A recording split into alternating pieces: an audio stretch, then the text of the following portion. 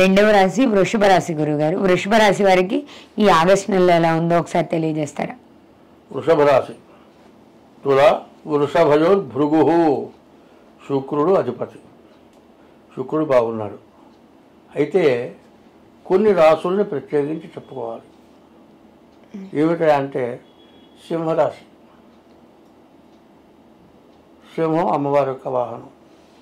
సింహరాశికి అధిపతి రవి, నవగ్రహాల్లో ప్రధానమైన గ్రహం. అట్లాగే కర్కాటక రాశి చంద్రుడు అధిపతి. మరి పునర్వసు నక్షత్రం 4వ పాదం రామచంద్రమూర్తి పుట్టిన కర్కాటక రాశి. అట్లాగే వృషభ రాశి ఈశ్వరుడు యొక్క వాహనం. నందీశ్వరుడి దర్శనం లేకపోతే ఈశ్వరుడి దర్శనం లేదు. కాశీ పోతే ఈశ్వరుడికి అభిషేకం చేసుకోవాలి. శ్రీశైలం పోతే శనగల బసవని అంటారు. ఆయన దగ్గరికి వెళ్ళి నీ బాధలు చెప్తే తీర్చేవాడు ఆయన. అటువంటి వృషభ రాశిలో పుట్టిన వాళ్ళు, వృషభ లగ్నంలో పుట్టిన వాళ్ళు పూర్వజన్మ సుకృతం వల్ల పుట్టారని చెప్పాలి. అటువంటి రాశి వృషభ రాశి. ఆ వృషభ రాశి చూడటానికి మాత్రం వృషభం ఎంతో బలంగా ఉంటుంది. దగ్గరికి పోవడానికి చాలా భయం వేస్తుంది, భయంకరంగా ఉంటుంది. అటువంటి వృషభం మా ఇంట్లో బరిగొడ్లు ఆవులు ఉండేవి, బండ్లు ఉండేవి. మా తాతగారు ఒక కోడి దూడని పంచకి స్తంభాలు ఉంటాయి, ఆ పంచలో కట్టేశారు. వర్షం వచ్చింది, ఆయన మంచం వేసుకుని పడుకున్నాడు. ఆవు ఈనే టైం అని. ఆ వర్షానికి ఆ చెక్క దిమ్మె ఇరిగిపోయింది. ఆ దూడ 2 సంవత్సరాలు దూడ నడువు మీద పంచ ఆనింది. అది పక్కకి తప్పుకుంటే మా తాతయ్య చచ్చిపోయేవాడు. తీరా పోటీ పెట్టి తీయంగానే నడువు విరిగి కింద పడిపోయింది. ఆ ఎద్దు చచ్చిపోయింది. మరి అటువంటి వృషభం ఎంతమందికో మేలు చేసేది, ఈశ్వరుడు వాహనం. కాబట్టి ఈ వృషభ రాశి వాళ్ళు పూర్వజన్మ, నేను చెప్పాను ఆగామి సంచిత ప్రారంధాలు ఇటువంటివి చేసుకున్న వాళ్ళు సింహరాశి, కర్కాటక రాశి, వృషభ రాశి, వృశ్చిక రాశి, కుంభరాశి ఈ రాశుల్లో పుడతారు. అయితే ఎటువంటి బాధలనైనా వాళ్ళు కష్టాన్ని సుఖాన్ని సమానంగా అనుభవించగలుగుతారు. వీళ్ళకి రాహు బాగున్నాడు, మరి గురువు బాగాలేడు, తర్వాత శుక్రుడు బాగున్నాడు. సరిగ్గా చెప్పాలంటే 2 గ్రహాలే బాగున్నాయి, మిగతా 6 గ్రహాలు బాగాలేవు.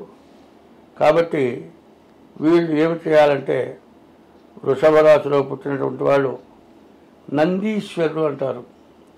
మరి ఈశ్వర శబ్దం గల వాళ్ళు 11 మంది ఉన్నారు. ఈశ్వరుడు, పరమేశ్వరుడు, నందీశ్వరుడు, చండీశ్వరుడు, భృంగీశ్వరుడు. అటువంటి ఈశ్వర శబ్దం.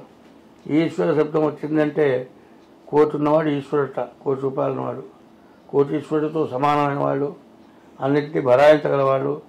కానీ ఈ నెలలో మాత్రం వీళ్ళ పరిస్థితి కొంచెం గడ్డుతరంగా ఉంది, గడ్డు సమస్యగా ఉంది. కాబట్టి ఈ రాశి వాళ్ళు జాగ్రత్తగా వాళ్ళ జాతకం చూపించుకోవాలి. ఇప్పుడు నేను చెప్పినటువంటి పూజల్లో పాల్గొంటే చాలా వరకు ప్రయోజనం ఉంటుంది. ఒకటే చెప్పబోతున్నాను, ఇప్పుడు చెప్పే రాసుల్లో ఏదైనా సరే ఒక వ్యక్తి 60 సంవత్సరాలు బాగా కష్టపడి సంపాదించాడు, చాలా ధర్మంగా సంపాదించాడు. సంపాదన అంటే అధర్మంగా కొంపల నుంచి కూడా సంపాదించవచ్చు కాదండి, కష్టపడి ధర్మంగా సంపాదించాడు. నేనేం అధర్మం చేయలేదు అనుకుంటాడు. కానీ 60 సంవత్సరాలు వచ్చిన తర్వాత ఇట్లాంటి దశలో మొత్తం పోతే మళ్ళీ బతకగలడా, మళ్ళీ సంపాదించగలడా? జీవోత్సవం బతుకుని చచ్చిపోయాడు కింద లెక్క. కాబట్టి ఇట్లాంటి సమయాలు జాగ్రత్తగా చూసుకొని మీ జాతక రీత్యా ఎట్లా ఉందో చూసుకోండి. రాహు 11 ఉన్నాడు. మీకు ఎప్పుడైనా ఎవరికైనా ఇచ్చి రాకుండా ఉండుంటే, మీ ఆస్తులు ఎవరైనా కబ్జా చేసి ఇది రాదు అనుకుంటే ఇట్లాంటివి మళ్ళీ తిరిగి వచ్చే టైము. ఎందుకంటే 100 రూపాయలు రూపాయి పోతే పర్వాలే, 99 రూపాయలు తిరిగి వస్తుంది. దానికంటే కొంతవరకు పర్వాలే. 100 రూపాయలు 1000 రూపాయలుగా వస్తుంది ఇప్పుడు. ఎందుకంటే రాహు అట్లా ఉన్నాడు. వాడు రాహు అట్లా ఉన్నాడు అంటారు, కూర్చొని తింటూ ఉంటాడు, వాడు సంతకం పెట్టాడు, వేలు ముద్ర వేసేది. వాళ్ళు రాహు బాగుంటే అట్లా ఉంటుంది. కాబట్టి ఈ రాశి వారికి రాహు బాగున్నాడు. ఉన్నది పోగొట్టుకోకుండా నిలబెట్టుకోవాలంటే ముందు డేట్ ఆఫ్ బర్త్ ద్వారా జాతకం, అది లేకపోతే సాముద్రికం ద్వారా జాతకం. కాదండి ఇవన్నీ కాదు, ఏం చేసినా నాకు పని కావట్లేదు అన్నాక ఇట్లాంటి నేను చెప్పిన పూజలు అంటే దాంట్లో పాల్గొనాలి. మీకంతా శుభం జరుగుతుంది, చాలా బాగుంటుంది.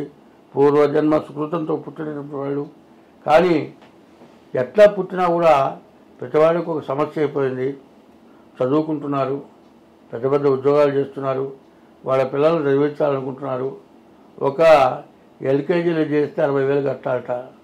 వీళ్ళ జీతాలు పిల్లలు చదువుకి చాలటం లేదు. తల్లిదండ్రులకు అన్నం పెట్టకుండా ఎగ్గొడుతున్నారు. తల్లిదండ్రులకు అన్నం పెట్టిన తర్వాత మీ పిల్లల్ని చదివించుకోండి. కానీ ఈ తల్లిదండ్రులకు అన్నం పెట్టకపోతే ఎన్ని జాతకాలు చూసినా మీ సమస్యలు తీరవు, మీరు బాగుపడరు. కాబట్టి దీన్ని పితృదోషము అంటారు.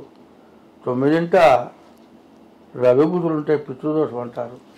ఈ పితృదోషం తల్లిదండ్రులకు అన్నం పెట్టకపోయినా, తల్లిదండ్రులను హింసించినా, స్త్రీని హింసించినా, నోరుగల జీవరాశులను హింసించినా ఏమీ లేదండి. ఒక చిన్న విషయం చెప్తాను. దుర్మార్గుట్ట చచ్చిపోయిన తర్వాత కూడా ఇంకా 10 నరుకులు నరుకుతారట.